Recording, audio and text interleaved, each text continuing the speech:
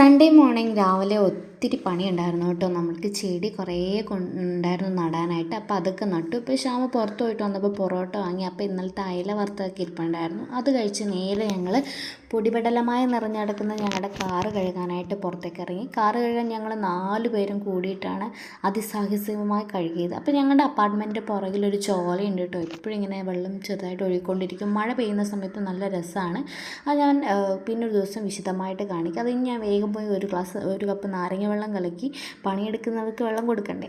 അത് കഴിഞ്ഞ് വൈകുന്നേരം ഒരു 7 മണിയൊക്കെ ആയ സമയത്ത് ഞങ്ങൾ പുറത്ത് ഒരു ചെടിയൊക്കെ വാങ്ങാം. മോൻ്റെ ബർത്ത്ഡേക്ക് നമ്മൾ ചെടിയൊന്നും വാങ്ങിയില്ല.